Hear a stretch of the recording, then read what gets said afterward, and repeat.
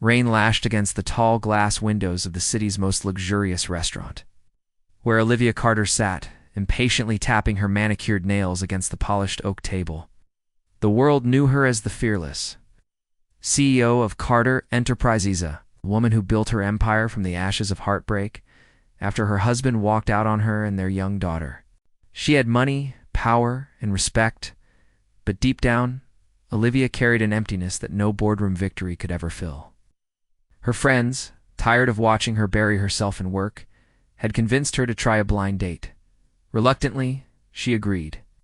But when the waiter led a man in worn shoes, faded jeans, and a patched jacket to her table, Olivia's heart sank.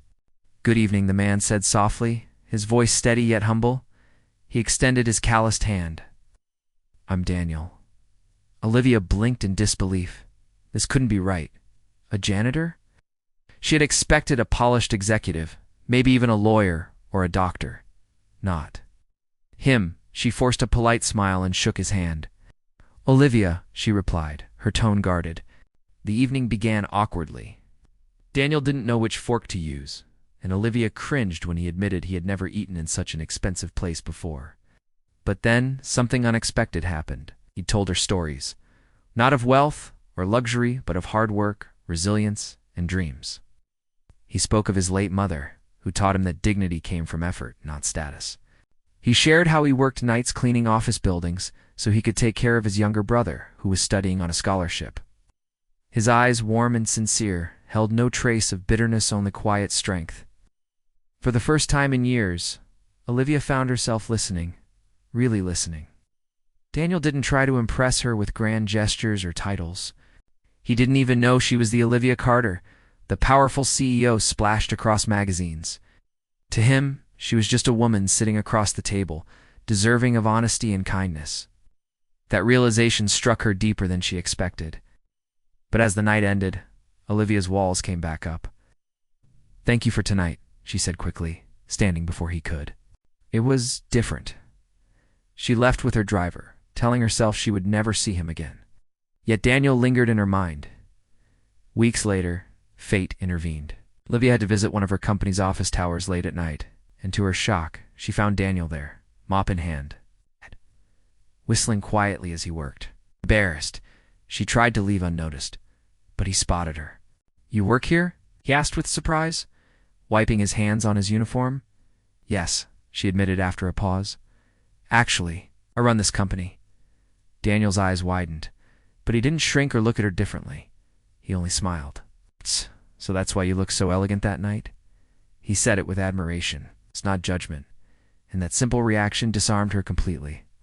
Over time, their paths kept crossing.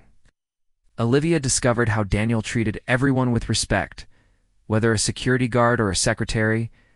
He never complained, never pretended, and never once made her feel like her success was a barrier between them. Slowly, against her own fears, Olivia began opening up. She told him about her daughter, Emily, a curious little girl who longed for someone to play with. When Daniel met Emily, everything changed. He knelt to her level, smiled, and within minutes was chasing her around the park, making her laugh louder than Olivia had heard in years.